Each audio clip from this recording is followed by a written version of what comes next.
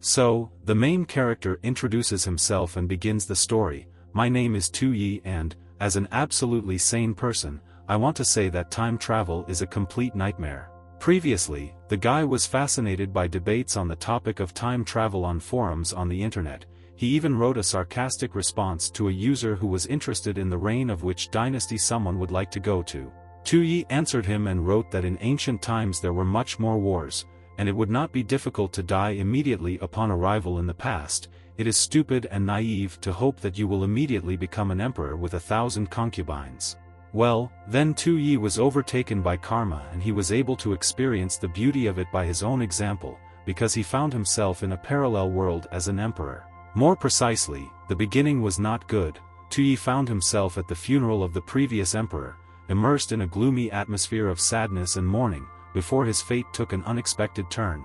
So the first thing Tu Yi saw when he found himself in the huge hall was nothing more than the majestic coffin with the body of the emperor, surrounded by candles and flowers, symbolizing the deep sorrow of the court and people. Right there, nearby, the ministers were crowded. From their well-fed and insolent faces it was clear that they had long gotten out of hand, and these ministers dared directly to Tu Yi's face to express their thoughts that he was the most useless descendant of the emperor, but it was to him destined to inherit the throne. Things didn't work out with the concubines either. As Tu Yi stated, complete bedlam reigned there. The girls were literally pushed to ingratiate themselves with the young emperor. Of course, he was going to be turned into an obedient puppet so that, having formally become emperor, he would transfer power into the hands of those who stood behind the scenes, manipulating him to achieve their own goals. Tu Yi categorically did not like such thoughts and plans. He said that even if he became a tyrant and destroyed this country, he would not allow himself to be governed. Tu Yi fancied himself a powerful emperor, pondering which punishment for his enemies was better, being roasted at the stake or torn to pieces by horses. And he also indulged in dreams of how he would endlessly enjoy a luxurious life, drowning in debauchery among seductive concubines, surrounded by their beauty and affection, immersed in an endless whirlwind of pleasures. How cool it is to be an emperor and allow yourself everything you dream of, enjoying the most exquisite pleasures, participating in subtle court intrigues and weaving complex conspiracies against enemies, keeping the entire court in suspense and feeling your limitless power and freedom. Tu Yi sharply ordered to stop spreading all sorts of nonsense about him, claiming that these rumors were just vile inventions, and the minister, squinting his eyes, asked with suspicion whether all this time Tu Yi had been a wolf in sheep's clothing, hiding his true nature under a mask. This emperor is simply something, courtiers and ministers exclaimed when discussing Tu Yi, but they were amazed at his originality, charisma and unexpected cunning that he showed. Tu Yi preferred not to listen to advice and instructions, believing that traditional views were outdated. He saw himself as a new, progressive and unusual emperor who challenges ancient foundations. Self-confident and daring, he sought to set his own rules of the game. Tu Yi firmly decided for himself that even if he loses, in the end he will still emerge victorious on the path to his goals. A plan was already forming in his head on how to turn the failures into his favor. He was confident that, despite all the obstacles and intrigues, his determination and foresight would allow him to achieve final victory and write his name in history as a great and powerful emperor. So, let's move to the majestic imperial palace of the Sang Empire, located in another, parallel dimension. Here, among the fancy buildings with elaborate roofs, there is a well-groomed garden, where a variety of greenery blooms luxuriantly, filling the air with the aromas of exotic plants and flowers. But, despite this lush beauty, an extraordinary emptiness and silence reigns around. But inside the palace there was liveliness. The minister proclaimed that the past emperor, Qi Guanjuan, died, and the throne was inherited by his fourth son, Tu Yi, who, although ill-mannered and uneducated, received his father's blessing, or perhaps the conspiratorial ministers brought him to the throne. Tu Yi listened to this and could not understand what was happening, because he had just been thrown into this parallel reality, and he immediately found himself at the emperor's funeral. The funnel of events literally swallowed him up. What kind of crown emperor is Tu Yi? The guy thought and wondered. He was literally discouraged. It's not every day that you are thrown into parallel worlds, and also into the imperial palace. A sudden realization struck him, and he clutched his head in horror. Tu Yi finally realized where he found himself and who he became in this parallel reality, realizing the complexity and danger of his new position.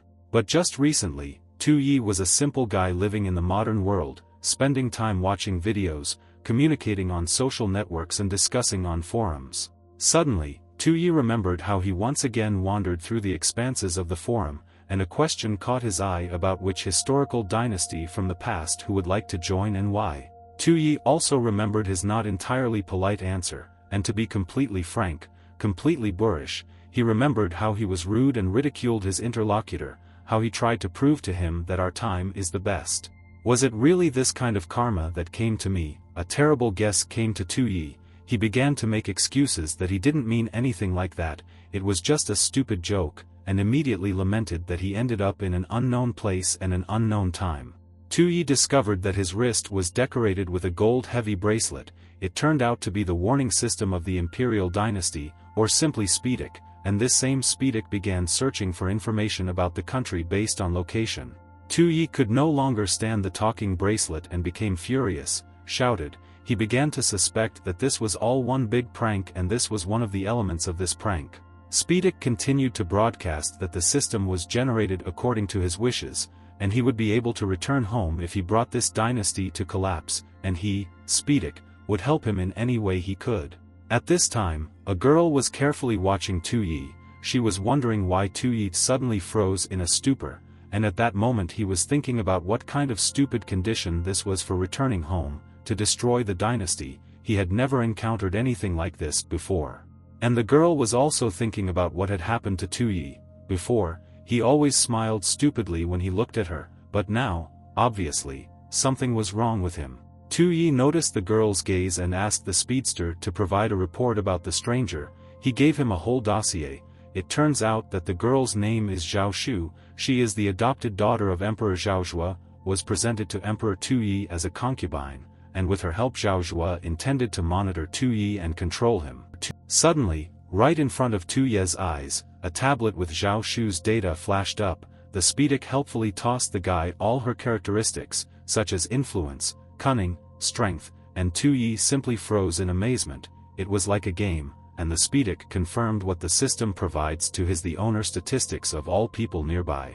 Zhao Shu probably confused the guy's attentive look at the numbers with a look of interest. It seemed to her that sparks of admiration or surprise seemed to light up in Tu Yi's eyes. Tu Yi peered into Zhao Shu's blue eyes and wondered if this beauty had really been sent to spy on him. In turn, Zhao Shu was worried about whether Tu Yi had seen through her plans. One of the ministers noticed Tu Yi's distracted appearance. He turned to the young emperor and asked what thoughts were troubling him, what was troubling his majesty's mind.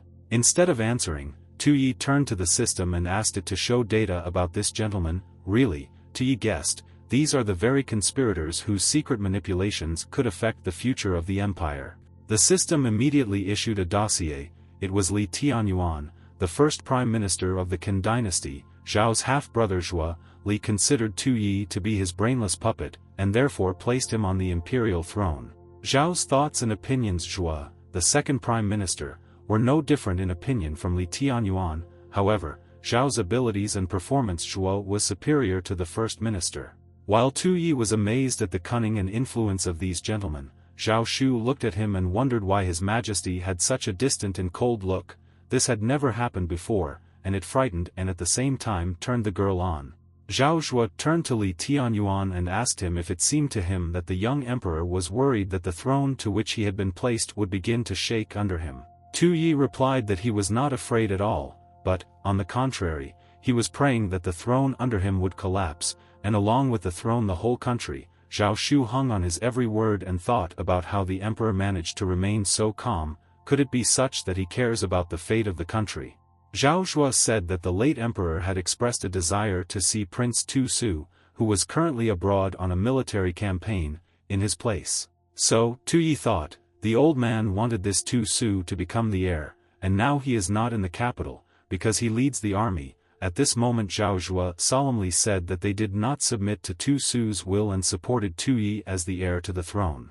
Now it became clear to Tu Yi why these two ministers are so impudent and self-confident. They are in the capital, and not fighting in a foreign country. At this time Zhao Zhuo mockingly patted the lid of the emperor's coffin and said that the deceased was unlikely to jump out of there now and deal with them, but he would not be so sure about Tu Su. Zhao continued his speech. Zhua, rumors of the emperor's death had not yet spread. Zhao Zhua approached Tu Yi and handed him a seal with the words that this jade seal is a symbol of power, and now it is in Tu Yi's hands. Then the minister invited Tu Yi to take the first step and issue a decree. Smiling insidiously, Zhao Zhua proclaimed, "Let Tu Su rest in peace." Like the former emperor, this grin of his did not bode well. Tu Yi listened to Zhao's words. Zhua thought that if he followed their plan and ordered the death of Tu Su, then the throne would definitely become his, but in this way he would not be able to destroy the country, and therefore return home. The guy literally saw how the two prime ministers dreamed of making him their puppet, how to take over the world through Tu Yi's hands through intrigues and intrigues. However, Tu Yi didn't care about the ministers and their court intrigues. He was much more concerned about his own fate. He felt that he no longer belonged to himself, and he desperately wanted to return to his former ordinary life. He thought deeply and became sad. Would he really have to live in this role, in this hostile time, and do things that were unnecessary and uninteresting to him? There had to be some way out. Prime Minister Zhao. All this time, Zhua continued to stand with the jade seal in his hands and faintly smile at Tu Yi. He clearly expected some action from the emperor. Tu Yi did not disappoint his expectations. He abruptly and rudely snatched the seal from the prime minister's hands, and he froze, with his hand outstretched and his eyes frozen. Several moments passed before Minister Zhao Zhua recovered from the shock and shouted, "Emperor, Tu Yi, what are you doing?" Zhao Zhua urged Tu Yi to calm down, and at that time the guy was thinking that if he was killed, then the dynasty would end, which means he could return home. In Tu Yi's opinion, this was an excellent plan. Raising his hand high with the seal clamped in it so that Zhao Zhua couldn't get it, Tu Yi shouted that he was now the emperor, and from now on it was up to him to decide who should live and who would die. Behind the skirmish between Tu Yi and Zhao Zhua watched Zhao Shu closely, covering her mouth with her hand in surprise. She admired how Tu Yi dared to openly confront her father. The girl was impressed by his power. Zhao Shu watched with admiration as Tu Yi, now completely emboldened, poked Minister Zhao Zhua right in the face. She could not help but pay attention to the menacing expression on his face, to the courageous pose of the young emperor when he asked if anyone was against his decision. The girl watched Tu Yi's behavior in fascination. In her opinion, this is how a real man should behave, but why do his current habits contrast so much with his previous behavior? Probably, Zhao Shu concluded, all the time before he had to pretend and play. How could she, a first-class actress, not recognize this earlier? And now, Zhao Shu guessed, having received the imperial symbol, the jade seal, Tu Yi dropped his mask and revealed his true character. However, Zhao Shu's stepfather was not delighted with this, but literally furious. The prime minister angrily shook his fist and shouted threateningly that it seemed that the young emperor had become arrogant after gaining the throne, and since Zhao Zhua was able to put him on the throne, and he will overthrow him in the same way. Tu Yi, deciding to completely irritate the minister, brought the seal to his face, stuck out his tongue and licked it a couple of times. He egged Zhao on. Zhua attacked him, and the prime minister was ready to almost strangle the insolent man, and Zhao Shu rushed to Tu Yi's defense. The first prime minister, Li Tianyuan, decided to intervene in the brawl and urged everyone to calm down, emphasizing the need to maintain order and calm in the hall. Tu Yi noticed that this Li Tianyuan remains calm and keeps his face well, but it doesn't matter, now he will give them a performance that they will remember for many years. Tianyuan began his speech, when suddenly Tu Yi extended his hand right in front of his nose and, as if by accident, released the jade seal from his hands. With a loud thud, the seal crashed to the floor and shattered. The minister stared in amazement at the fragments of the seal, and Zhao Zhua's eyes widened and he broke out in a cold sweat from horror. With an absolutely innocent look, Tu Yi shrugged his shoulders and spread his arms, saying that the seal accidentally slipped out of his hands. What could I do? I'm so awkward. The imperial seal is a symbol of the power and authority of the ruling dynasty.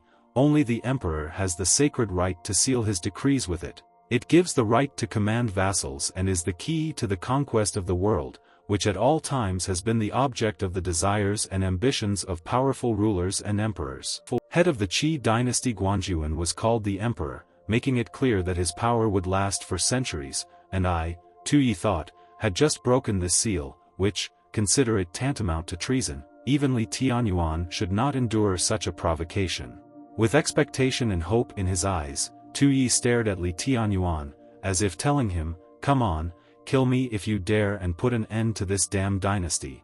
Chao Ju seemed ready to burst out with all the curses he knew, but he just couldn't find the right words. He just stammered and muttered in rage, "Oh you, yes I'll show you now." And Li Tianyuan intervened again. He tried to calm his nervous colleague and said that His Majesty the Emperor was just joking. After all, he owned not only this one seal, but the whole world. Tu Yi could not understand why there was so much concern and fuss around this seal. At this time Li Tianyuan reminded that it was already late, His Majesty should rest, and pressing matters could be discussed in the morning. The ministers, after a long discussion and weighing all the arguments, unanimously came to the conclusion that there is a rational grain in Li Tianyuan's words, and there is no need to experience anxiety and nervousness before going to bed. Li Tianyuan turned around and moved towards the door, but Tu Ye's loud exclamation made the minister turn around. The young man asked whether in this country not everyone is equal before the law, isn't he entitled to the death penalty for breaking the seal?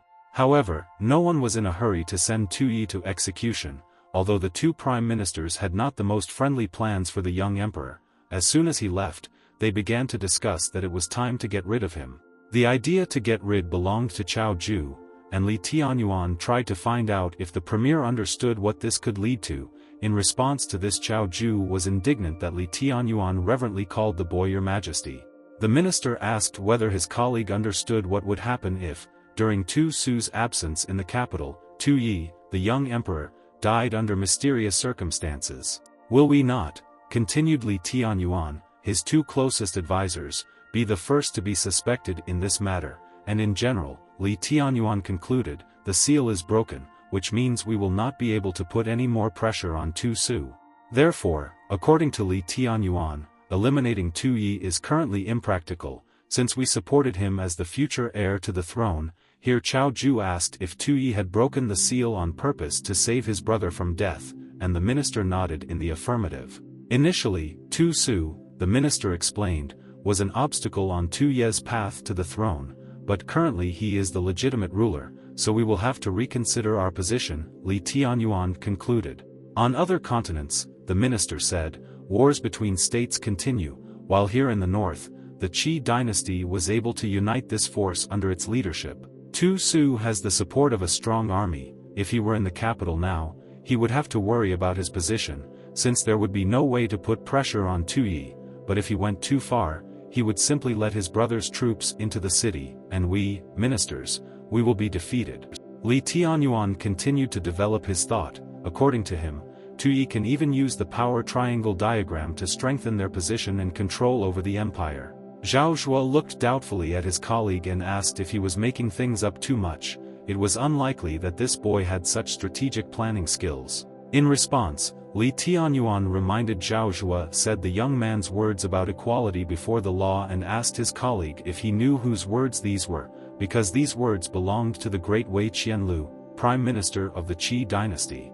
Li Tianyuan continued his historical excursion and said that at that time Minister Wei was the emperor's favorite, had enormous influence and was the highest in the country. But, Li Tianyuan recalled, he lost the emperor's trust and was then sentenced to be quartered as punishment for treason. Zhao Zhuo frowned and muttered that he was not Wei Qianlu, and will not bow his head to the boy who relies only on the military strength of Tu Su. Besides, the minister added, the youth never gave any specific orders, so you can simply send assassins to Tu Su and pin it on Tu Yi. The plan seemed to Zhao Zhuo is very cunning and simple. Li Tianyuan thought deeply, his face remained impenetrable, and after a pause he said that Tu Yi was originally chosen among all the many offspring of the emperor because he was the easiest to control, but it seemed that something had gone wrong. From Li Tianyuan's impartial expression, it was impossible to guess what he was thinking about. He only quietly chuckled at his thoughts, suppressing his inner excitement and maintaining external calm in the face of an unpredictable situation. Then a devious grin lit up his face, which did not bode well, and the minister thought about what outstanding descendants the late emperor had. All this time, while intrigues were woven and events of bygone years were retold, the young emperor slept serenely in his bed, not even suspecting what fate and what trials fate had in store for him. However, the new day did not bring anything pleasant or interesting to Tu-yi. He suffered from idleness and boredom, no games could interest him, the food seemed disgusting, and even an attempt to read the manuscripts was unsuccessful. The guy simply got confused in the names on the very first pages.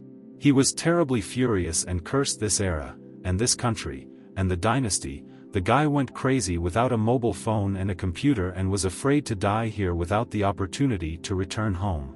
In one of these moments of despair, Tu-ye's dark thoughts were interrupted. There was a knock on the door of his imperial chambers. The guy was angry and didn't want to see anyone, but it turned out to be Zhao Shu. Embarrassed, blushing and stammering, the girl said that she needed His Majesty's help in the bedroom.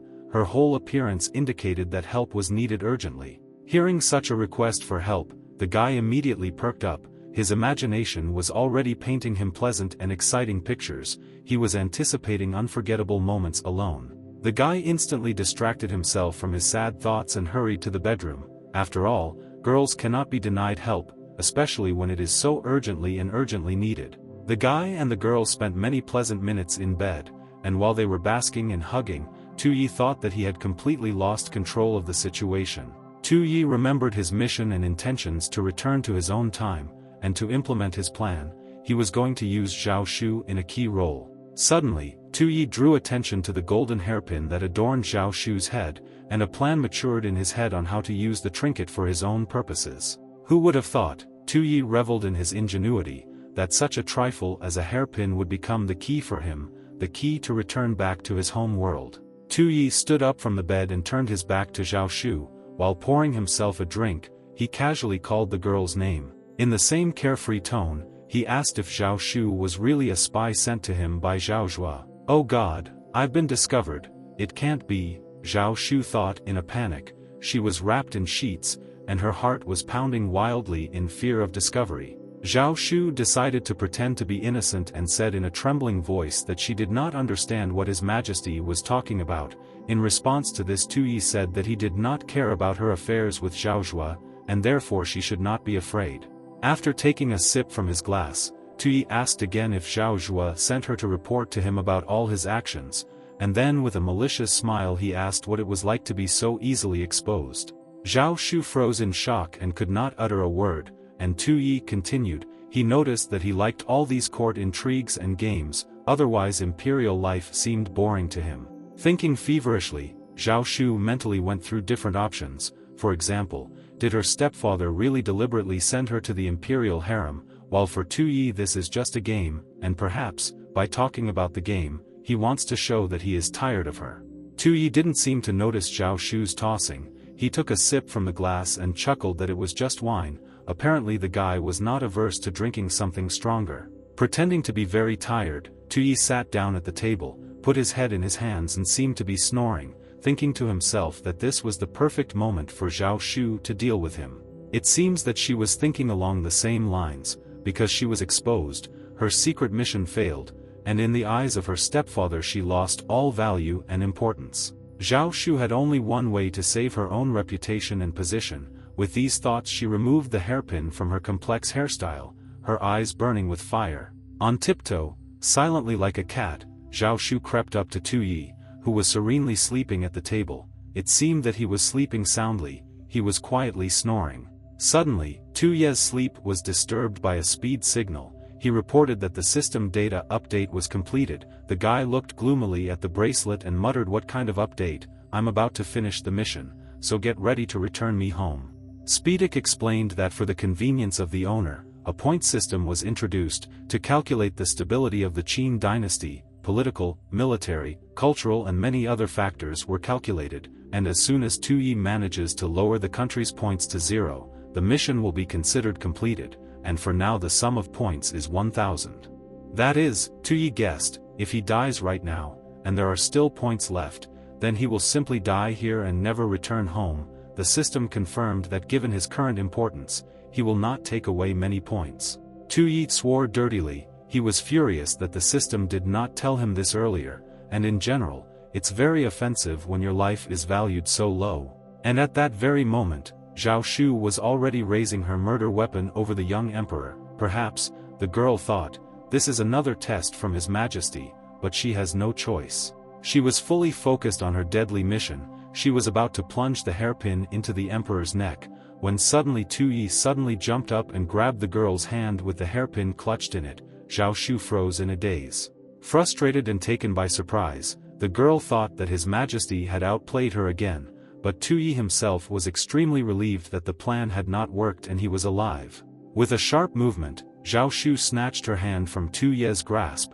In the heat of the fight, the young man's shirt flew off, and looking at his bare chest, the girl thought that she had been given a second chance.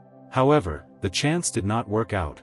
With one well-aimed and strong kick, Tu-yi threw the cunning concubine to the opposite end of the room. She could not stay on her feet and fell straight on her back, the hairpin falling out of her palm.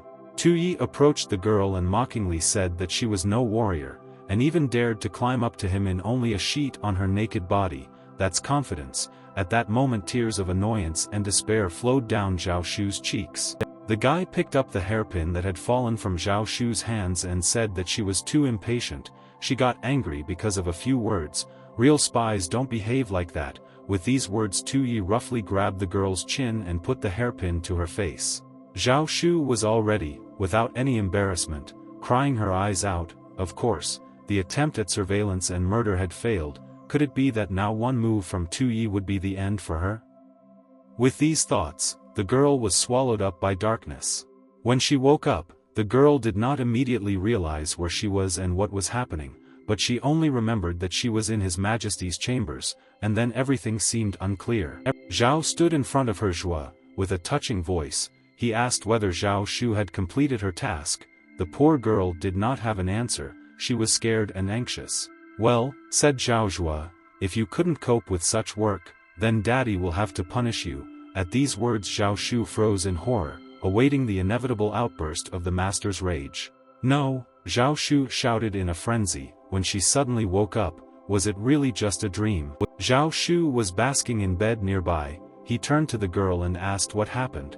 If she had a nightmare. She timidly asked if the emperor would kill her. Tu-yi got out of bed and stretched. He said that this was just a game. He would save her life and pretend that he knew nothing, and ask Zhao Shu to convey a message. The guy thought to himself that this would only make the game more interesting. And right now, Tu-yi was about to sign his first decree as emperor and armed himself with a brush, ink and parchment. With a concentrated look, Tu-yi pored over the parchment, his hand clutching tightly with a brush. Zhao Shu looked at him and the expression on the young emperor's face frightened her. Does he really want to take action against my father again? Zhao Shu suddenly realized.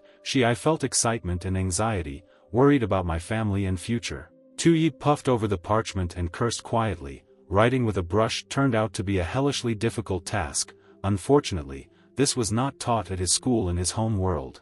Wow, he finally exhaled with relief, and Zhao Shu wondered if he had really finished his work on the parchment so quickly. Tu-yi turned to Zhao Shu and, assuming the most amiable appearance, asked if he could write something for him. The guy approached the girl from behind and put his arm around her shoulders. She was just at a loss as to why he suddenly changed so much and became completely different. She looked up at Tu-yi and timidly asked what kind of decree the young emperor was going to issue. Tu-yi replied that the decree provides for the deprivation of all descendants of the Tu clan of their surname and their conversion to commoners. Zhao Shu was frozen in surprise.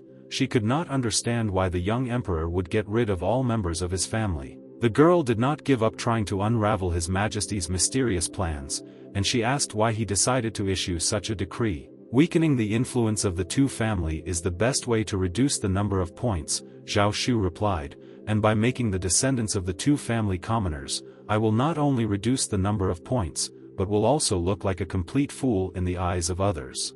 Yes, I am simply a genius among the most stupid and unjust rulers. Tu-yi reveled in his cunning, but Zhao Shu seemed to understand absolutely nothing. Zhao Shu's puzzlement in his own way and asked what she said. The girl became embarrassed and began to apologize. Tu-yi added that he is doing all this to increase the complexity of the game, in order to add new facets and new conditions to the game. The young man insinuatingly said that thanks to his decree, he would not only be left without the support of his family, but would also gain notoriety. Almost affectionately taking the girl by the chin, he ordered her to go and convey this wonderful news to Zhao Zhua, and expressed the hope that he would be very happy. Tu Yi hugged the girl by the neck and whispered to her that all this information was a gift. She said in amazement that she had not received any gifts since childhood. "Don't let me down," Tu Yi asked kindly, and only one thought was pounding in Zhao Shu's head. She understood that the young emperor was lying to her, but why did she feel so happy, especially in those moments when he was so gentle as now, held her chin. So, Zhao Shu went to her family estate to fulfill the emperor's request, hoping to fulfill it with due dignity, accuracy, and responsibility. Zhao Shu walked up the steps and knocked on the doors. Zhao himself opened them and in a dissatisfied tone asked why she came. The minister reluctantly let her inside and folded his hands in anticipation. Zhao Shu hurried to say that she had brought important information. Zhao Shu began to talk. She said that His Majesty had issued a decree depriving the royal family of 2 of all titles and privileges. Zhao Zhuo was simply dumbfounded by such news, and when he finally regained the power of speech, he burst into curses. Prime Minister Li was also standing nearby. Even if he was taken aback by the news, he didn't show it, but Zhao Zhuo continued to rage. Had this boy really figured out everyone, because they were just about to choose a new sovereign among the descendants of the 2 family. Prime Minister Li turned to Zhao Shu and confirmed that the information was indeed very important, but asked how the girl managed to obtain it and whether such serious statements could be trusted. Zhao Shu folded her arms across her chest and, looking down, replied that, in fact, His Majesty himself ordered the girl to draw up this decree. Zhao Zhuo turned purple with rage, and, swinging, slapped Zhao Shu in the face with all his might. The girl fell from the blow, and the minister accompanied the assault with choice abuse. Hanging over the girl and shaking his fists, Zhao Zhuo asked if she herself had revealed their secret. The minister looked furious and demanded an immediate answer. Rubbing her bruised cheek, Zhao Shu timidly whispered that she would never give up the secret, but the minister continued to rage and scream. He told Shu to stop this performance. He guessed that the girl fell in love with the young emperor and turned him against the masters, otherwise he would not have asked her to draw up this decree. On Zhao's shoulder Minister Li's hand fell to Zhuo. He asked him to calm down and tried to explain everything logically. If Zhao Shu had revealed the secret, how would they have known about the decree? It is obvious that Tu Yi simply wants to quarrel with everyone and make them forget about the election of a new ruler. Na Zhao for Zhuo, these words seemed to have a sobering effect. He stopped shouting, went up to Zhao Shu and asked her not to blame Daddy and to forgive him. The girl replied that she did not hold a grudge against him. However, Zhao noted Zhuo, addressing Minister Li, now your plan to elect a new ruler is impossible, because the situation has changed radically. Therefore Zhao Zhuo proposed a new plan. He came up with the idea of persuading the ministers and humiliating the young emperor at the very first audience. Let the boy know who has the last word. Minister Li raised his finger and seemed to want to comment on the flaws in this plan, but stopped short and thought it best to say that let it be as Zhao wishes. Zhuo. Minister Li thought to himself that Zhao Zhuo is not the kind of person who can be trusted with such serious matters, so in any case, you need to have a backup plan. At this time, the young emperor was finishing work on the decree. It was almost ready and was now waiting for the right moment to be announced, but Tu Yi understood that there was still a long way ahead before everything was settled.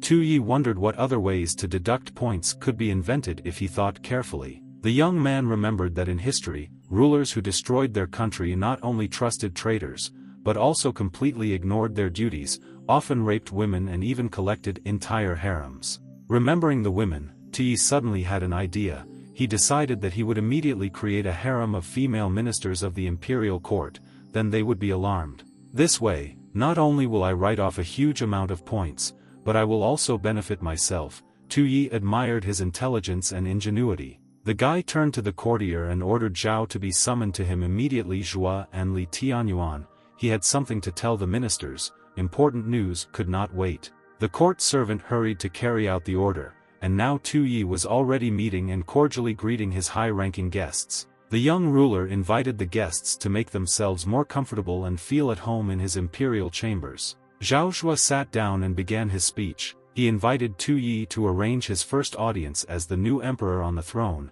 The minister thought to himself that later nothing would prevent him from conferring with his colleagues and sending the boy to retire. Hearing Zhao's proposal, Tu Yi was wondering whether he should even try, make any efforts and organize receptions and audiences. And he noted out loud that he had only recently ascended to the throne and had too little experience to conduct audiences, but he could entrust this matter to Minister Zhao.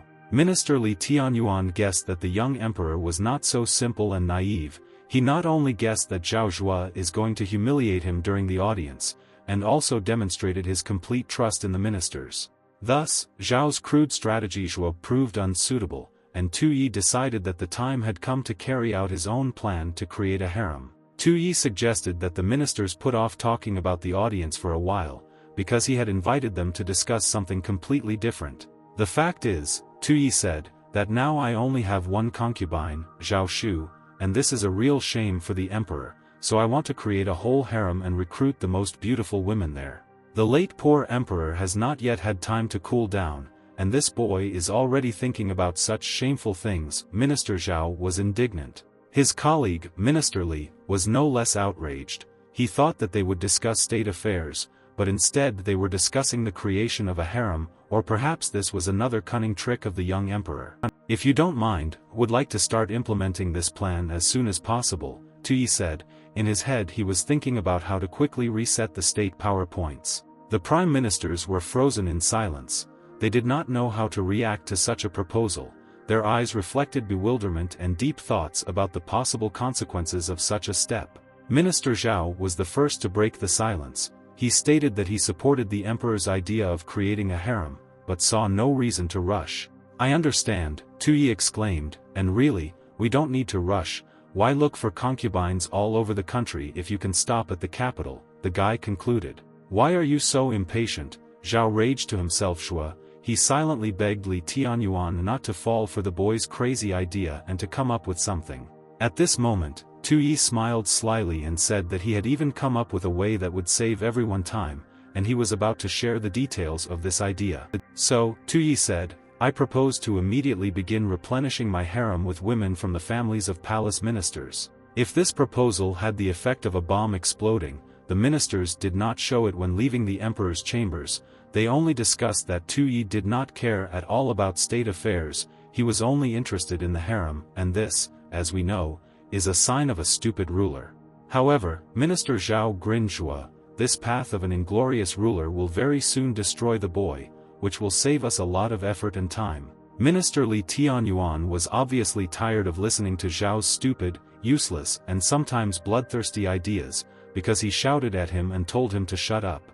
Enough, Minister Li said firmly, if you don't stop underestimating him, then our path will end with the extermination of the family. Minister Zhao Zhuo was taken aback by such familiarity. He was not used to being pushed around, but he considered it best to remain silent. Sorry for losing my temper. Minister Li apologized for his temper, but His Majesty is certainly not a fool and his actions are extremely thoughtful, he said, but Minister Zhao just snorted at this. What kind of thoughtfulness is this boy?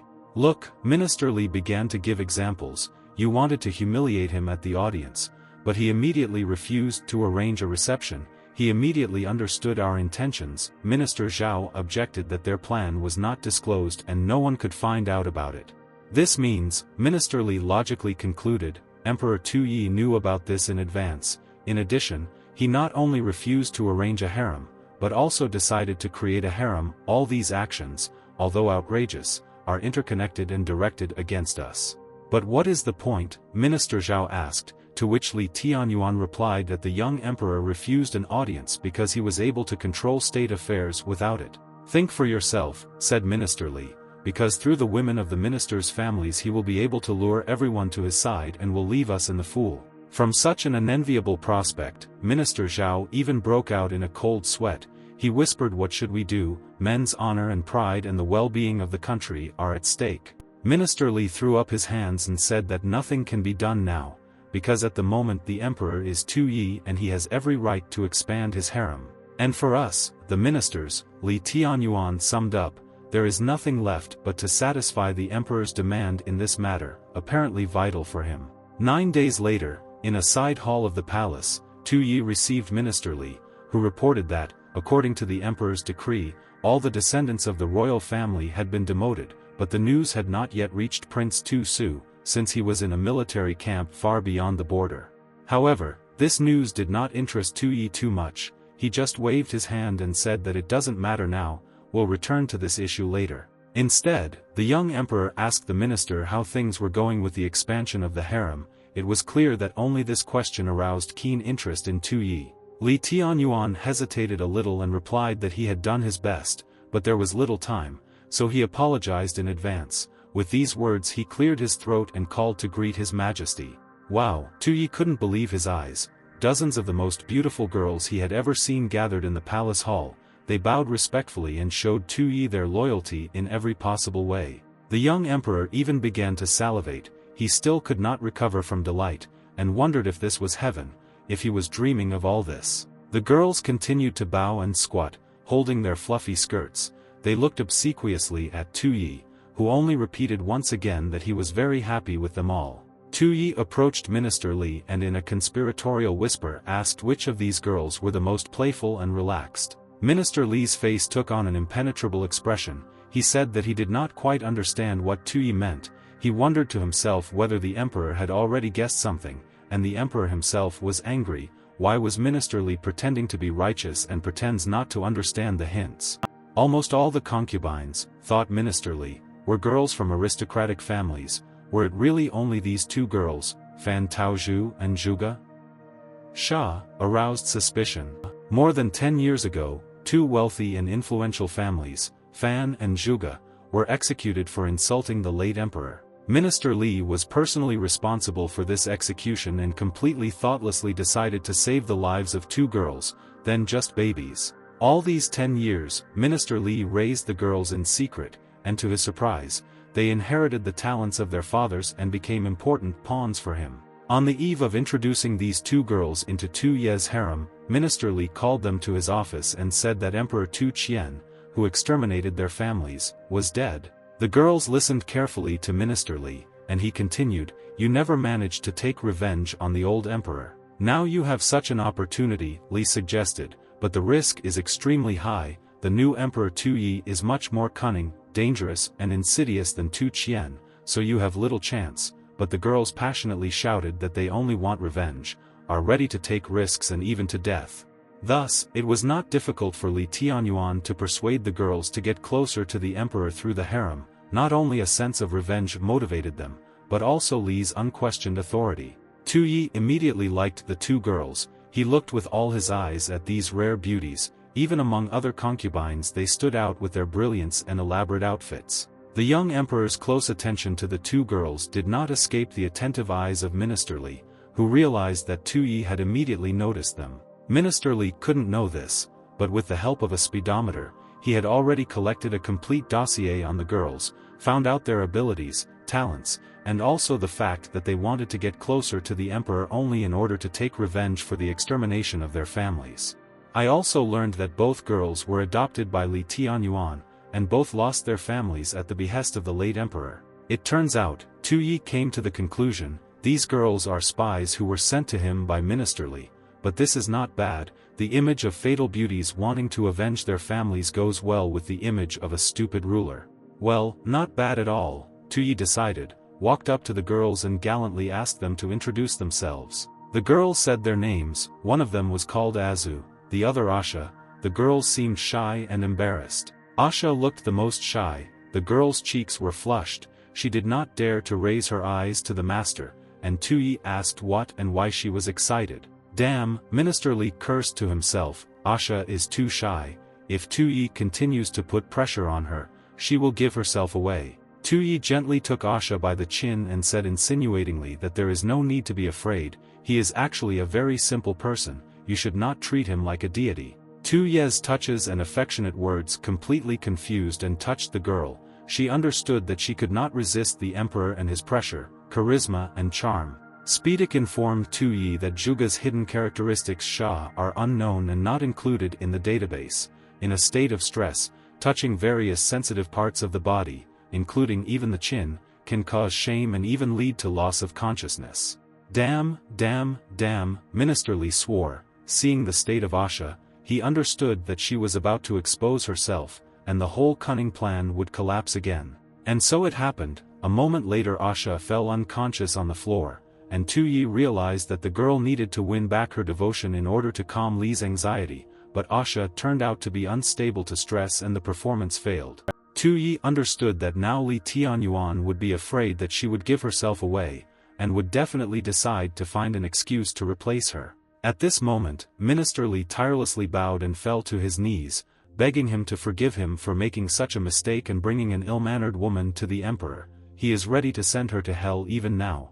No, Tu Yi exclaimed, and thought to himself that this performance will have to be continued, all for a good purpose, and no matter how much effort it takes, he will do everything to achieve your goal. Taking Asha into his arms, the emperor said that he likes girls who melt at his mere touch, and Asha definitely managed to win his heart. The pardoned Minister Li was showered with gratitude, and Tu Yi gently cooed in Asha's ear that he already knew who would sleep with him tonight. Azu at that moment was hatching a plan to kill the emperor that night. Tu Yi noticed Azu's gloomy and thoughtful appearance and decided to ask her why the girl was so dissatisfied or upset. Aju remained silent, and Yunosha gave her a playful glance and asked if she would like to join them tonight. "Why don't you become the third?" the guy asked in an innocent tone. Aju blushed and seemed angry, but she had no choice. The emperor's word is law, and now the two girls and Tu Yi have retired to his luxurious imperial chambers. The girls sat on a bed covered with a silk canopy.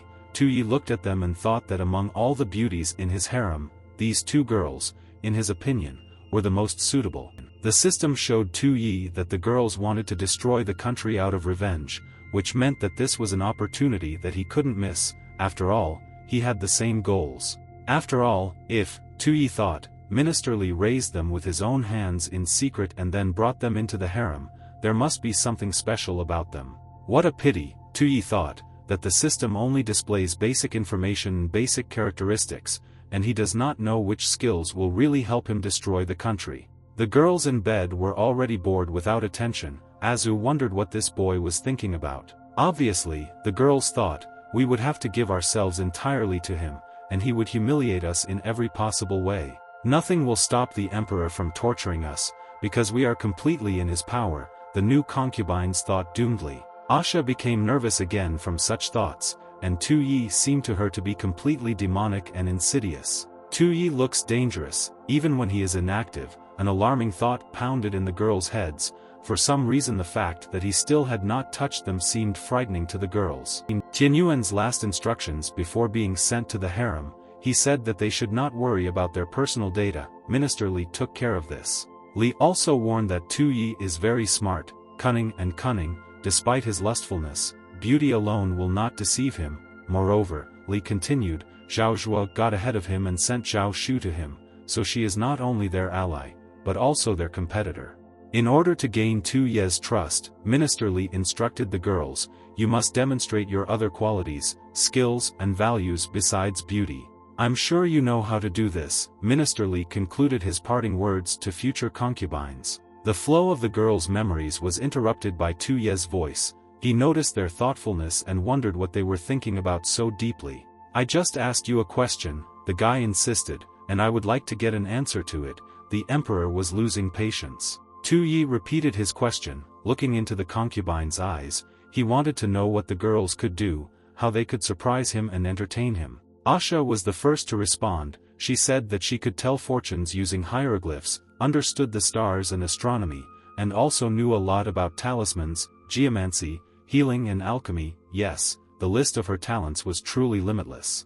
So this is the power of the alchemist's daughter, Tu Yi thought, looking closely at the girl. She opened up for him from a new side. Under his attentive gaze, the girl became embarrassed and quietly added that she had forgotten to mention the art of intercourse. Tu Yi just laughed to himself. What kind of art of intercourse is there if a girl faints from just a man's touch?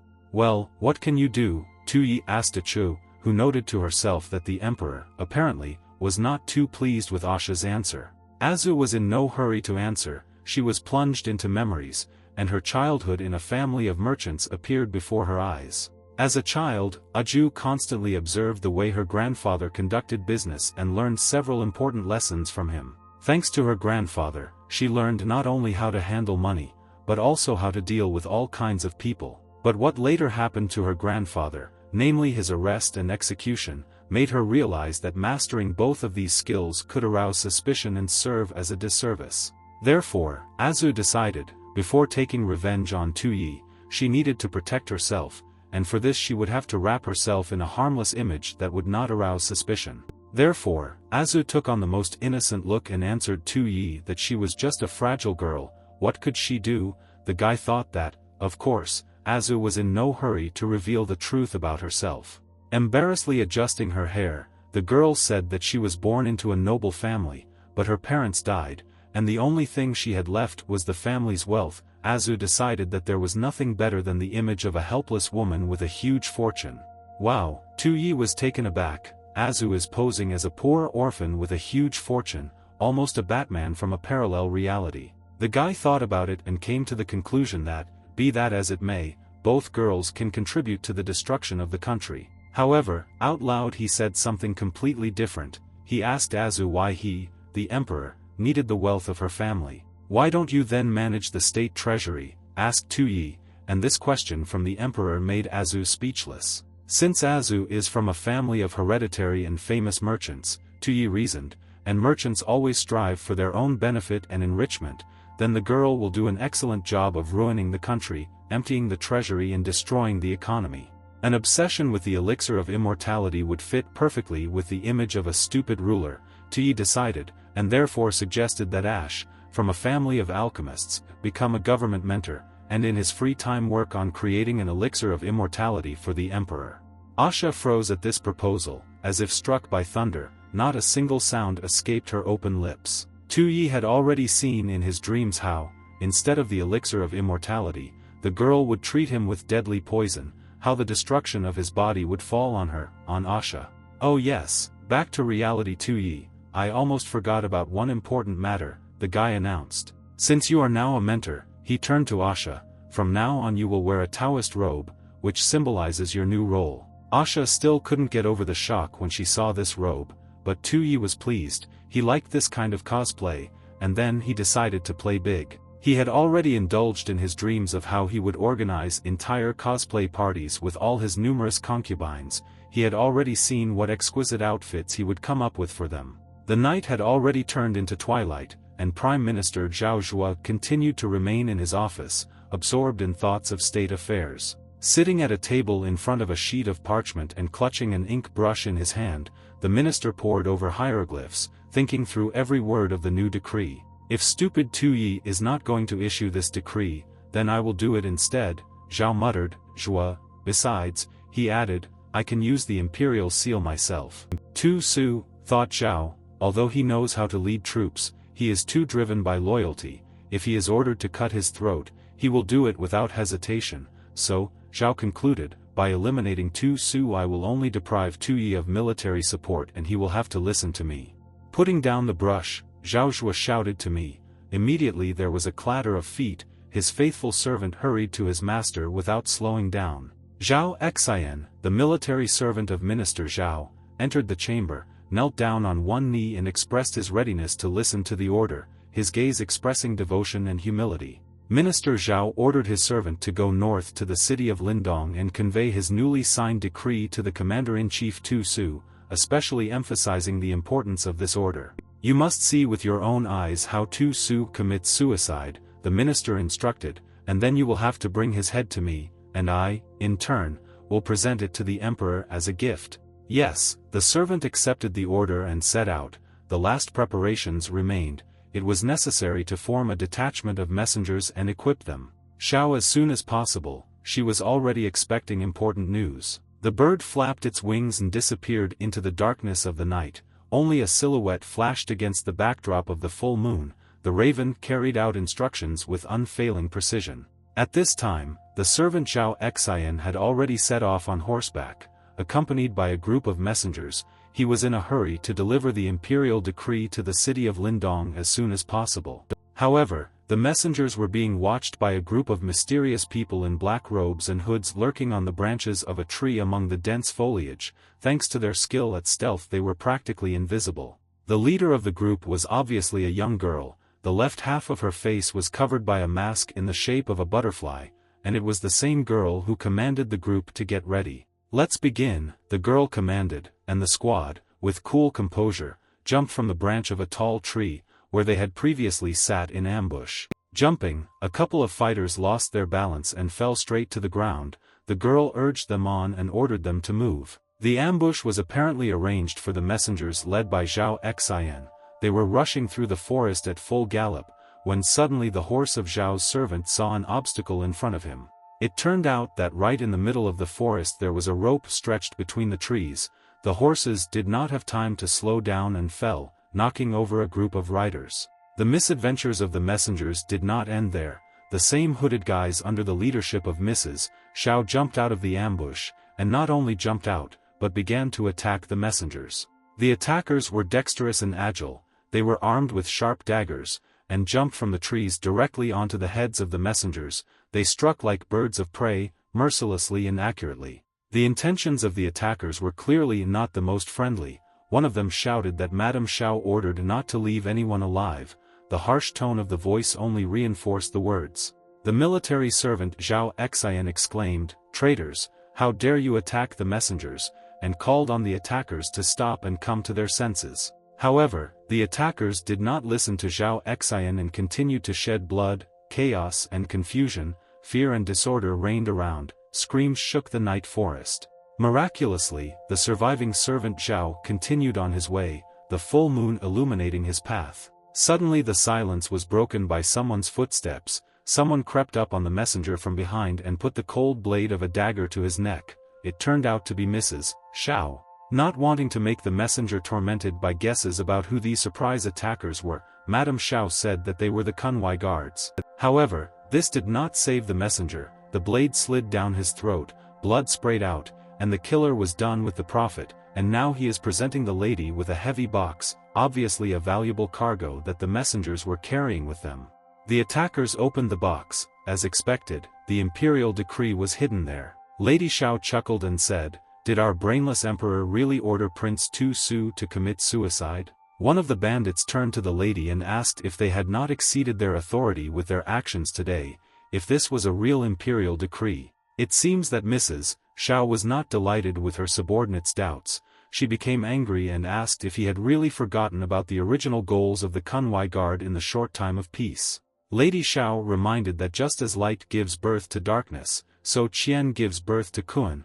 Their guard was created to protect the late emperor. "We may resort to ruthless and bloody methods," Madame Zhao reminded, "but we must not forget to whom our true loyalties lie." Lady Zhao explained that the late emperor had appointed Prince Tu Su as his heir, so now the Kunwai Guard must protect the prince with all their might. Now Tuyi not only usurped power, but also wanted to get rid of the crown prince. With these words, Lady Zhao grabbed the decree and tore it to shreds. The guards watched as pieces of the decree fell to the ground like petals, and Madame Zhao reminded that Tu Yi was the enemy they must destroy. The forest clearing was reminiscent of the bloody massacre that took place here, and Mrs. Zhao ordered the soldiers to clear it out and destroy all traces of the crime. No one should know what happened here.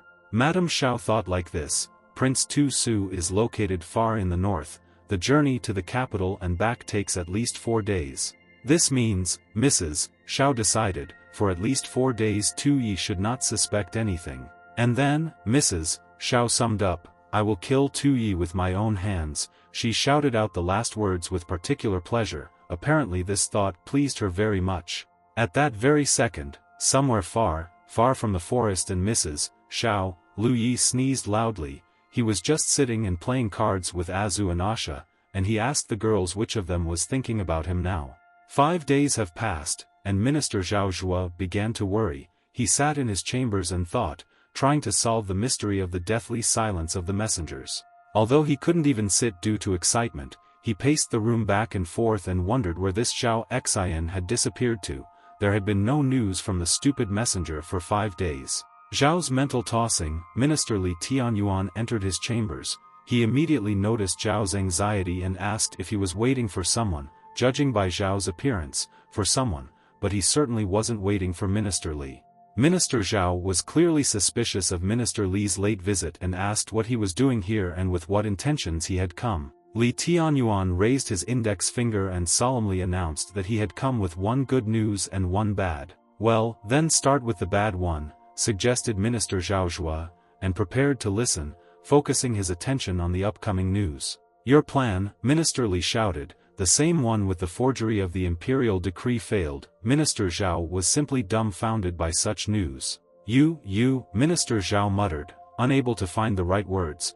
What are you even talking about? At that moment he walked up to Li Tianyuan and almost strangled him out of anger. Minister Li tried to calm down his rowdy colleague and told him that, in fact, they were on the same side, so there was no need to hide and pretend.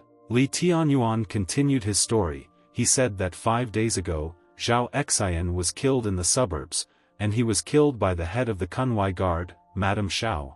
Zhao Zhuo tried to strain his memory and remember everything he knew about the guard. It came to mind that this was a unit of the late emperor, but why did they need to kill the messengers? Minister Zhao tensed, but did not want to think about this topic anymore. He demanded that Li Tianyuan now move on to the good news. After a pause, Li Tianyuan admitted that although Xiao killed Zhao Xian, she mistakenly thought that the decree was issued by Tu Yi himself, and now her next target was Tu Yi himself. Great, I'm so glad, Minister Zhao muttered joyfully. He even began to rub his palms with impatience, but then a certain thought came into his head, and he stopped short and deflated like a balloon. The sudden guest seriously frightened Zhao, and he hastened to share his suspicions with Li, and asked him how he knew such secret information, because the Kunwai guard acts on its own, but Minister Li vaguely replied that he has his own methods.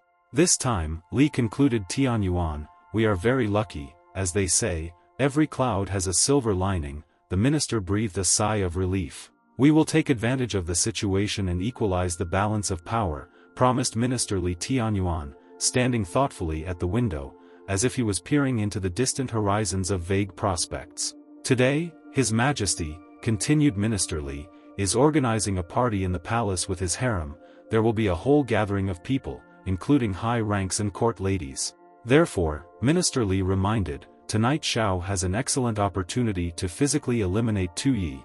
It is easy to sow chaos and disorder at a noisy festival. Minister Li admitted that he worked hard to weaken the vigilance of the guards. He used all his connections, influence and resources for this purpose. The point is, Li Tianyuan reasoned, that Xiao is now firmly associated with Tu Su, so that regardless of whether she kills the emperor or not, the status of regicide will still be assigned to Tu Su forever. And then, Minister Li concluded, having lost his reputation as a righteous man, Tu Su, even with his army, will no longer be so terrible. It seems that Minister Zhao liked Li's plan. He praised him and said that in this way they would be able to kill two birds with one stone, get rid of Tu Yi and discredit Tu Su's reputation.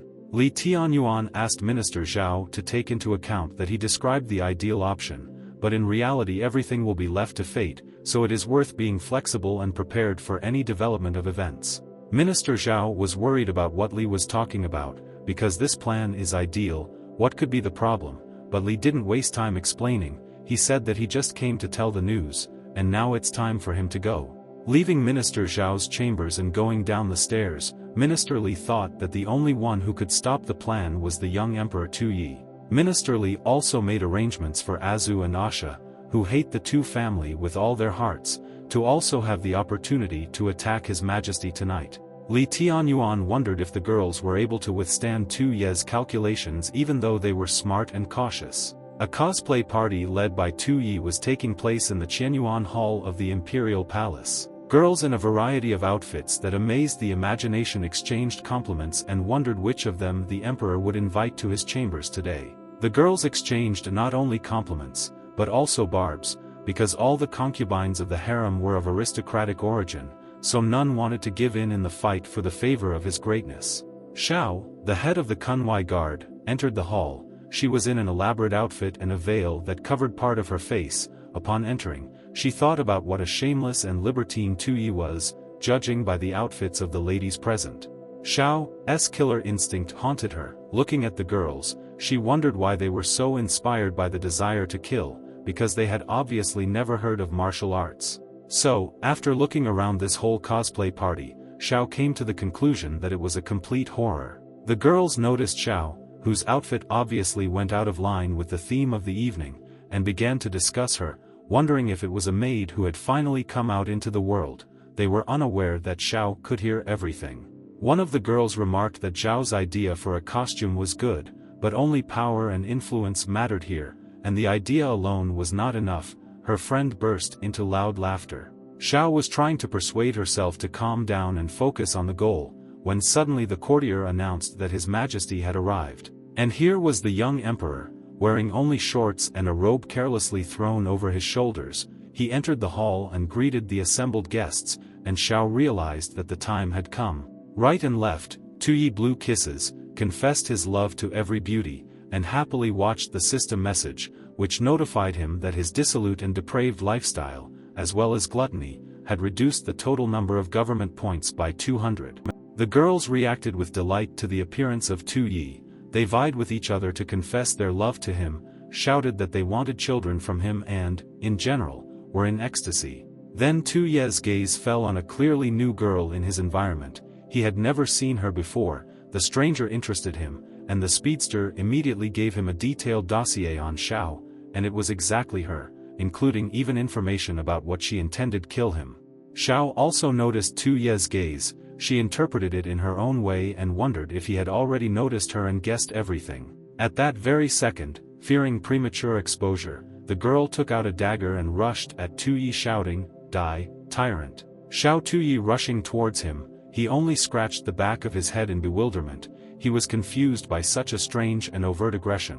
Asha and Aksu also watched this scene, and the words about the tyrant seemed terribly unfair and treacherous to them. Is this really the essence of the general exam? The girls wondered. They remembered Tuyi's words on the eve of the party. Let's go back 5 days. Tuyi gathered all his concubines in the chambers and announced that he was going to hold a cosplay party here soon.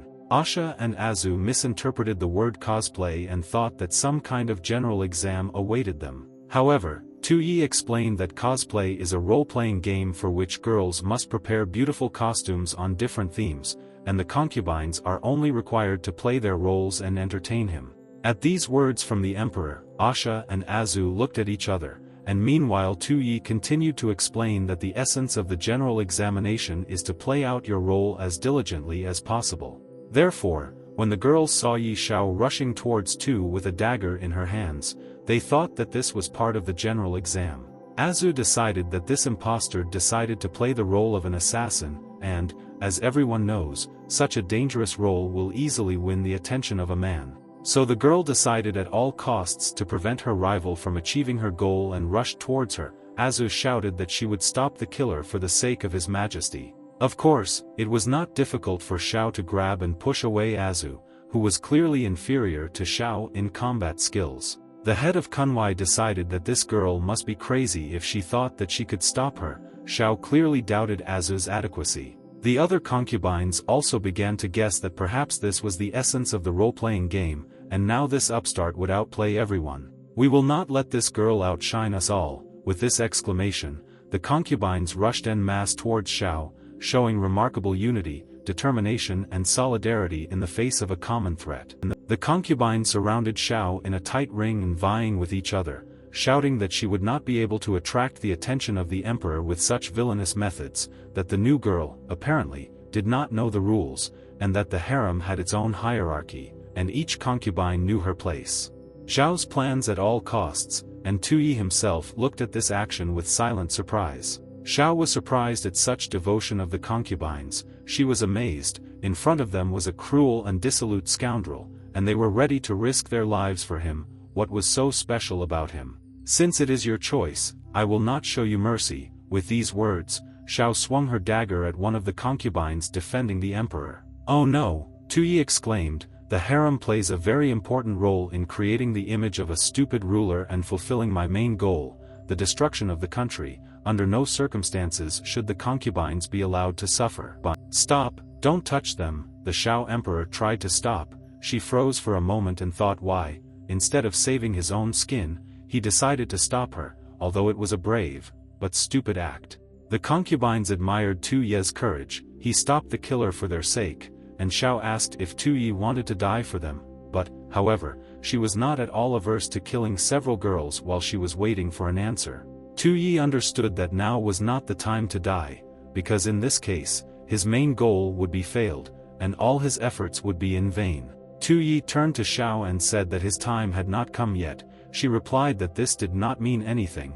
these were just beautiful words without real weight. However, Tu suggested, I am ready to hand over the throne to Tu Su. This is why you came to kill me, didn't you, Xiao? Tu asked. Hearing the young emperor address her by name and reveal her plans, Xiao was shocked. Was it really a trap?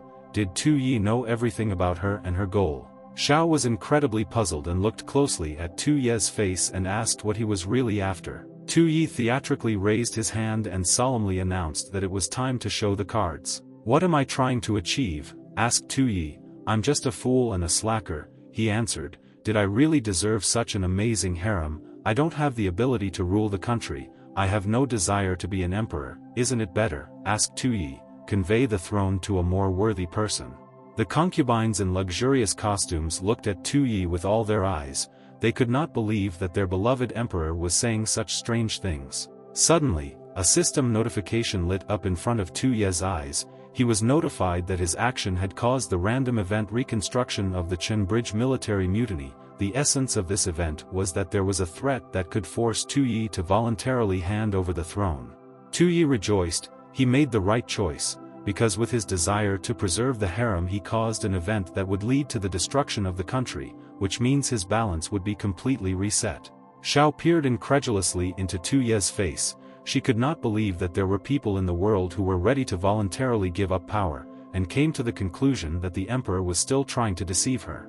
However, Xiao didn't care much whether the emperor was telling the truth or not. She still intended to kill him and help Tu Su ascend to the throne. Does Xiao still want to kill me? Tu-Ye wondered, in which case, we need to turn on the power of the chatterbox to full. By killing me, Tu-Ye began his speech soulfully, you will only make Tu Su a regicide and provide him with a terrible reputation for the rest of his days, and I, Tu-Ye said, cannot allow such a fate for my dear brother. Tu-Ye's words suddenly brought her back to the past, to her own memories, to the time when the late emperor was still alive. Xiao remembered how, on bended knees, she listened to the wise emperor. At the end of his years, he turned to Xiao and asked if he had made a good emperor, because he founded the Qian dynasty and stopped the war in the north. Bowing her head respectfully, Xiao replied that His Majesty's determination and strategic talent would glorify him for centuries. The old emperor objected that his abilities were only suitable in troubled times, and the next ruler of the Qian dynasty would require completely different qualities. Xiao objected passionately. The Qian dynasty will always need a ruler like you, Your Majesty. My time is coming to an end, the emperor said, but this is not a tragedy at all. As soon as he uttered these words, tears appeared in Zhao's eyes. The old emperor continued his parting words. He said that he was counting on his successor, even if he would concede in some way, even if he would be completely lazy. The main thing is that the successor should be tolerant and not pursue momentary gain. At that moment, Xiao sincerely believed that the successor in question would be His Highness Tu Su. However, now Xiao began to doubt, because all these qualities that the late emperor described, namely lazy, tolerant, indifferent, were much more suitable for Tu-Ye. It seemed that Xiao herself was frightened by the course of her thoughts, and thought, no, how can anyone take Tu-Ye's words seriously? After all, it was Prince Tu Su who was the eldest son of the late emperor and the rightful heir to the throne. And the girl decided to grab and take Tu-Ye to Tu Su. Let him, the prince, makes a decision. For that matter, commanded Xiao, you will go with me north to Lindong City, and there you will personally hand over the throne to His Highness Tu Su. Tu-Ye was only happy about this prospect, because it meant that he would only have to hand over the throne to the prince and then he would finally be free and able to return home. Don't rush. Tu-Ye's thoughts were interrupted by someone's exclamation. It was Asha, and she asked if she had been preparing the spell in vain. Apparently, Tu-Ye had already forgotten that Asha was a hereditary alchemist, and she wasted no time in acting as an advisor. He has a witch, Xiao guessed, and reproached herself for being so naive.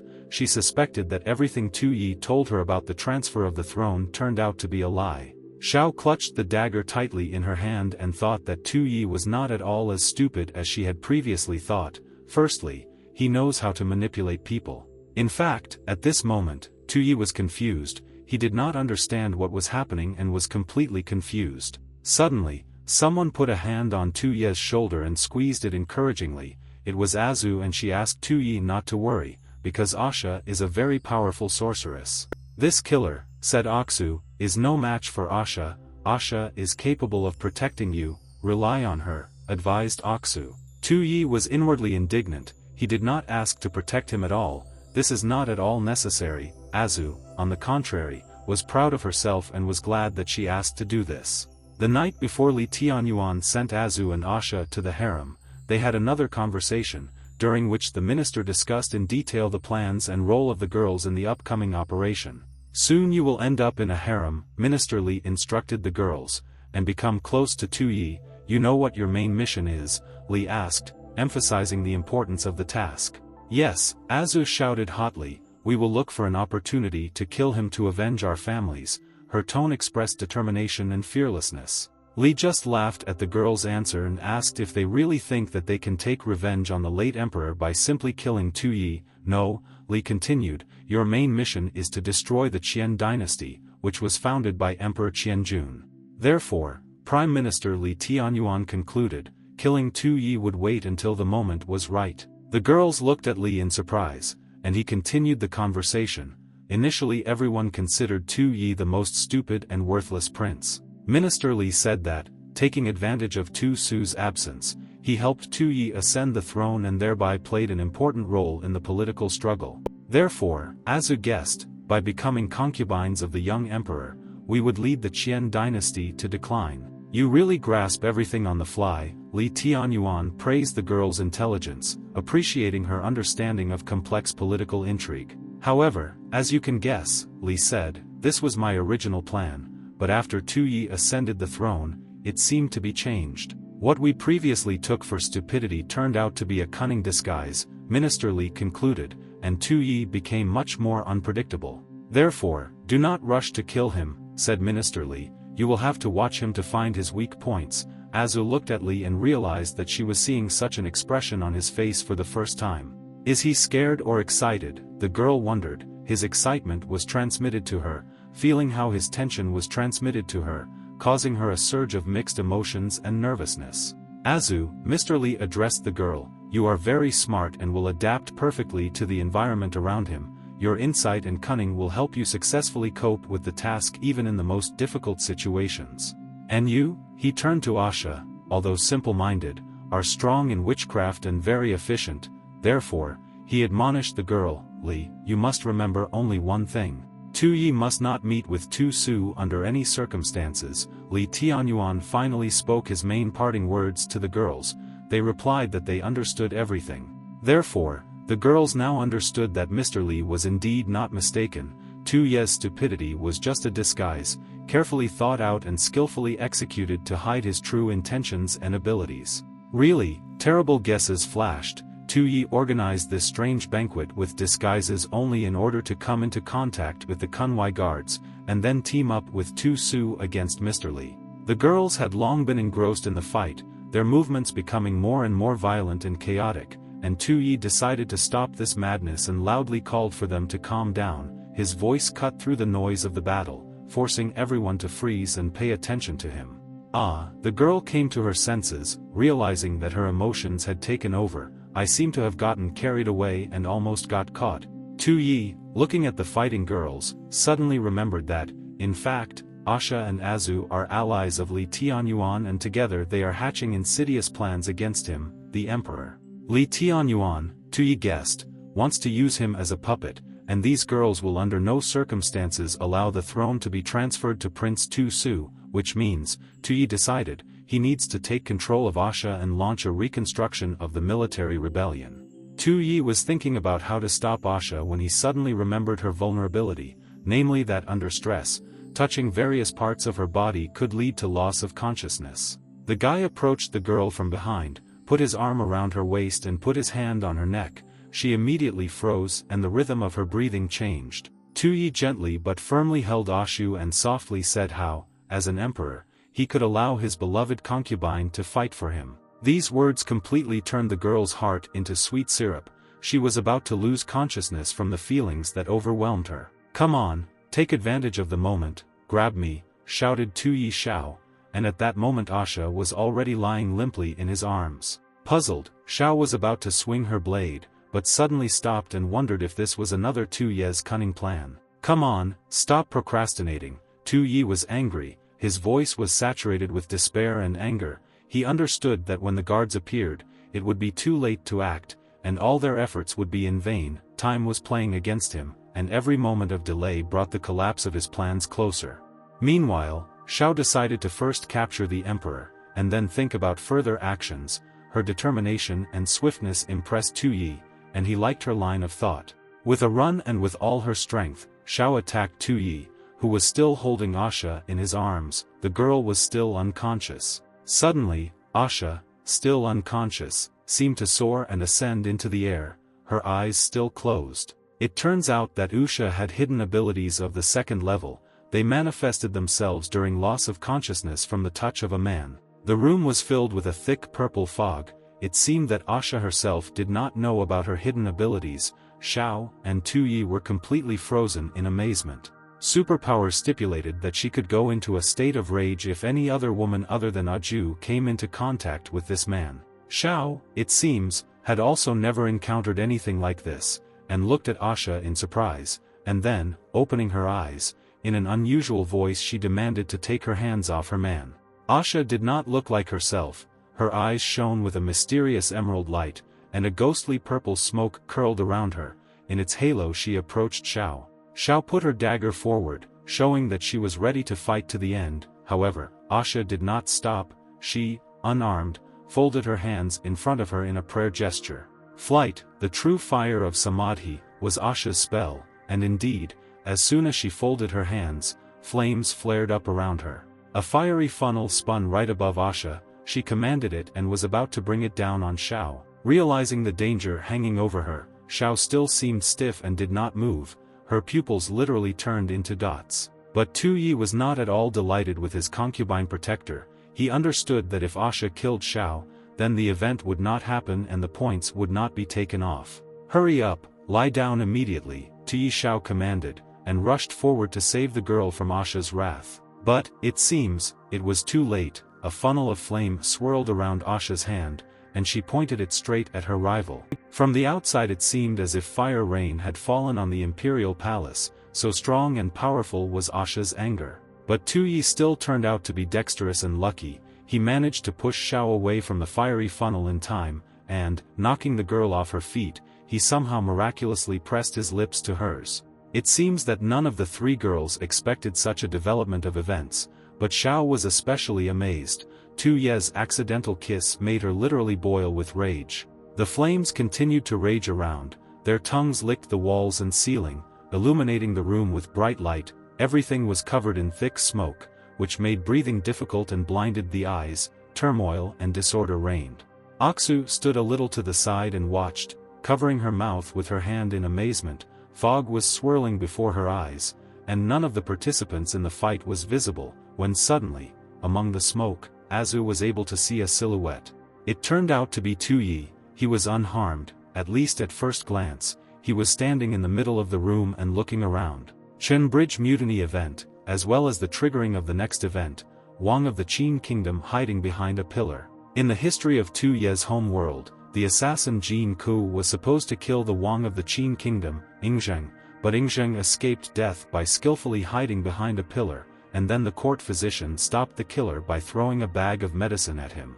Conditions of the event: Wang of the Qin Kingdom is hiding behind a pillar, the first of which is that there is an assassin in the main hall of the palace. The second condition: when there is an assassination attempt, there is a person with medical skills, and this person takes action against the killer. The system told Tu Yi that the event will be considered completed if he defeats the killer, then he will receive another 1,000 points.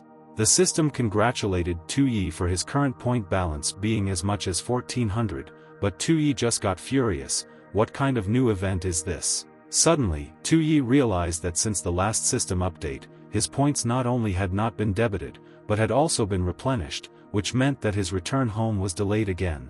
The cry of despair that Tu Yi emitted was so loud and piercing that it was probably heard not only by the entire capital, but also by its distant outskirts. Azu watched what the cosplay party had become and thought about how Tu Yi managed to survive, because the two masters were already unconscious after the fight. Azu again remembered Mr. Li's last instructions. Now she was beginning to understand why he had such an expression on his face when they talked about Tu Yi. Xiao lay unconscious on the floor. She seemed almost lifeless, when suddenly she slowly opened her eyes and looked around everything around her with a blurred gaze. Tu Yi instantly noticed that the girl had woken up. He quickly walked up to her, and, without hiding his alarm, looked into her face, carefully peering into her eyes, as if trying to catch the slightest sign of her condition and understand how serious her condition was. Xiao was too weak to get up. She only looked around the space around her and could not figure out where she was. Zhao's confusion, Tu Yi invited the girl to guess where she was, and, without waiting for her answer, shouted out that she was in his imperial chambers. Just now Xiao noticed that her hands were firmly tied with steel shackles. She cast a furious glance at Tu and shouted, "Shameless tyrant." Terrible guesses came to Xiao, and she screamed, barely holding back tears, what Tu Yi was going to do, having got her in her hands. Tu Yi pointed his finger directly at Zhao's face and said that if it weren't for him, she would have died at the hands of Li Tianyuan, thereby emphasizing his own role in saving her life. The guy told how it all happened. According to him, almost immediately after the assassination attempt, the person in charge of the palace guard, Li Tianyuan, led the guards into the main hall. Kicking down the door to the hall where the costume party was taking place, Li Tianyuan pointed the guards at Xiao and ordered to seize the killer. Later, Li Tianyuan begged Tu Yi for forgiveness on his knees. He cried that he deserved to die because his mistake almost led to the death of His Majesty. Tu Yi only brushed aside his apologies and admitted that he got off with only a slight fright. Looking down at the floor, Li Tianyuan promised Tu Yi that the killer would certainly be taken into custody, and at that time he would investigate who organized the assassination attempt. Tu Yi understood that in this case his next plan would be ruined again, and he shouted, "No, don't put the killer under arrest." Tianyuan's questioning glance, Tu Yi admitted that he liked the killer's appearance and suggested that she become part of his harem and settle in his chambers. "But, Your Majesty," Li Tianyuan persuaded, "think about yourself and your safety, because this murderer is very dangerous and can pose a threat not only to you, but to your entire dynasty." Tu Yi, taking on an innocent look, said that he was turned on by the feeling of danger, and, moreover, he was clearly going to add something to Tu Yi. Besides, Tu Yi continued, "Do you, Minister Li, really think that I am incapable of dealing with an unarmed woman in shackles?" "No way," Li Tianyuan hastened to justify himself, and Tu Yi himself at that moment picked up the lifeless Xiao in his arms and ordered Azu to take care of Asha. She still had not recovered from the fight. Tu Yi headed to his chambers. Finally he said that Sister Zhao was going with him, and everyone else was free. That's how Xiao ended up in the Emperor's chambers, and the Emperor himself was thinking at that time about what to do next with the killer, because the event with the military mutiny had failed. Tu Yi realized that the assassin still had great value and decided that she needed to be sent to Tu Su to continue her great work of destroying the country. With a burning gaze, Tu Yi approached Xiao. She squealed and demanded not to come close to her, anything, even if it kills her, but just don't come close. Wanting to distract Tu Yi, Xiao shouted out that he had better kill her, because she was the one who killed the messenger whom the emperor instructed to deliver the decree to Prince Tu Su. He, Tu Yi, wanted the prince to commit suicide. "But sooner or later, His Highness Prince Tu Su will kill you," Xiao threatened, and Tu Yi could not understand what such a decree was, because he did not sign anything, much less send it with a messenger. "A decree for Tu Su?" Tu Yi asked again. "I don't know about anything." In response to this, Xiao screamed and ordered not to pretend. "His Highness Tu Su is the true heir of the late emperor, and you, Tu Yi, could not continue to sit quietly on throne while he lives." Zhao Shu stood right there in the chambers and heard this whole conversation. She knew that His Majesty had nothing to do with this decree, because this decree was issued secretly from everyone by her adoptive father, Zhao Zhua. Tu Yi looked at Zhao and thought that judging by her behavior, the concubine knew everything. The guy guessed that it was Zhao Zhua forged an order, apparently completely fearless, to do such things behind the emperor's back. But Tu Yi decided to leave everything as it was and let Tu Su hate him. Under the inquisitive and intent gaze of Xiao Tu Yi, he decided to act out a scene and feign forgetfulness. He pretended to slap his palm on his forehead and said that he remembered how he issued this decree. Zhao Shu was puzzled by Tu Ye's confession. She didn't understand why he lied, because she knew the truth about what was happening, and she was confused about how Tu-yi was going to explain his actions and what he hoped for in the end. In the end, Tu-yi said, and walked up to the stand with bladed weapons, as if trying them on. He took out a katana from its sheath and said, "In the hands of the prince there are large military forces that his father should have left to him." Looking at the performance that Tu-yi was performing in front of the girls, she wondered why His Majesty decided to take all the blame on himself. Looking at the shining sharp katana, Tu-yi said that he thought and decided that it would be too boring to kill the prince with such a decree. Pretending to swing a katana at Xiao, Tu-yi said that he would probably choose a slow-playing strategy. Xiao, however, was not used to Tu-yi's playful moods and decided that he took a swing at her quite seriously, taking his words and gestures as a manifestation of a threat, and not as a joke or game. The girl shrank all over and closed her eyes in anticipation of the fatal blow that was about to take her life. Her heart was beating wildly. However, there was no blow, and Xiao dared to open her eyes and ask if the emperor would really kill her, in response to which Tu-yi said that since she had killed the messenger, then she would deliver a new decree for Prince Tu-su. Standing thoughtfully at the bladed weapon rack, Tu-yi recalled how his father told him that Tu-su was born for war, and in order for him to gain experience before ascending to the throne, he appointed him the Prince of the Northern Lands and Commander-in-Chief of the Army North, so Tu-su only knows brute force, and there is nothing to fear from him. And I, Tu-yi took a dramatic pause, order today not only to remove him from the post of Commander-in-Chief, but also order to deprive him of his surname too. From now on he is a commoner. Xiao was simply taken aback by such statements, and Tu-yi continued and said that if Prince Tu-su is not satisfied with the emperor's decision, then let him raise an uprising and take back everything by force, and asked to convey it word for word. And Tu-yi also asked to tell the prince that she would be waiting for him in Qianjing. To himself, Tu-yi thought that he was playing the role of a stupid tyrant who envies his brother and is ready to die for the sake of provocation, which, if you think about it, does not sound very believable. As soon as the guy finished his speech, a system notification popped up in front of his eyes, notifying him that by his actions he had activated a two-stage event that was destroying the country, and it was called the War to Overcome Difficulties. Tu-yi wondered how it differed from the previous ones. So, the conditions for activation have been met. In the north of the capital there is a connection with the army, and there is an imperial decree that talks about the removal of the prince from power. In the history of Tu-yi's home world there was a similar story with the prince's attempt to raise a rebellion. The system announced that if the prince rebels as a result, the first stage of the event will be considered completed, 2,000 points will be deducted from the balance, and if as a result the prince leads his troops to the capital, the second stage of the event will be considered completed, 5,000 points will be deducted from the balance. Through simple mathematical calculations, Tu-yi calculated that if both stages of the event were completed, then his points would drop to a negative number. From such a wonderful prospect, Tu-yi burst into demonic laughter. He could not stop laughing, and Xiao decided that he had completely lost his mind and gone crazy. But this is good, Xiao decided, because if the emperor went crazy, His Highness Tu-su would have a chance to regain the throne, as she wanted. Tu-yi sent Xiao on his way with a decree. Zhao Shu watched as the emperor waved goodbye to her and wondered what the young man was trying to achieve if he let the murderer go, took the blame for Zhao Zhua, even deliberately decided to anger Tu-su. Suddenly a thought came to that he thought that he could not rely only on random events, otherwise the system would constantly award him points for their failure.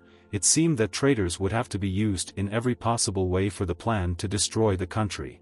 Looking back, Tu-yi saw Zhao Shu. She was standing quietly behind him, and he suddenly remembered that Zhao was standing behind her Zhua, who at one time offered to hold an audience. It seems the time has come to take advantage of this offer. Zhao Shu, the young emperor, called out to the concubine, who turned to him with a questioning look. Recently, I have been paying more attention to Asha and Azu, Tu-yi admitted, and I have become completely cold towards you. In response to this, Zhao Shu said that His Majesty's words frighten her.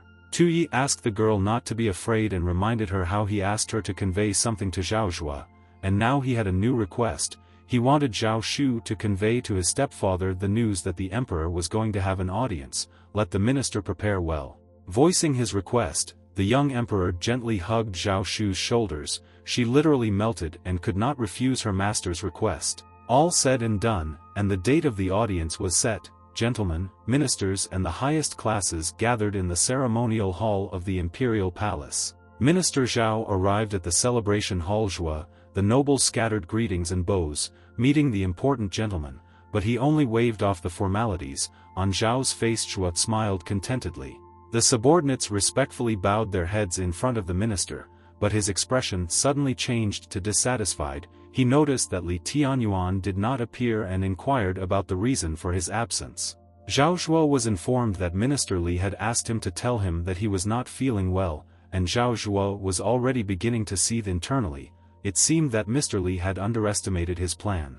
Okay, Zhao agreed. Zhuo, Mr. Li's health is more important than his absence today. The minister thought to himself that today he will definitely strengthen his authority among the officials, and later he will settle scores with Tu Yi. Zhao didn't have time. Zhuo finished his treacherous thoughts when the herald announced that His Majesty the Emperor had arrived. The rest of the heralds took up the announcement in different voices, and Minister Zhao Zhuo visibly darkened. And here His Majesty the Emperor entered, the doors opened by the servants. Today he was wearing a snow-white and gold frilly outfit, and Zhao Shu was walking next to him. The courtiers noticed the girl and began to whisper, saying why the emperor brought his concubine to the audience. This is absolutely unceremonious. Tu Yi heard this gossip behind his back and laughed at the courtiers. Oh well, one concubine does not suit you. What do you say about these then? The young emperor playfully asked. What he saw made the courtiers' eyes widen and their mouths open in surprise. It seemed that Tu Yi had brought almost his entire harem to the audience. Girls in frivolous outfits entered the celebration hall one after another, and indeed, the emperor knew how to surprise.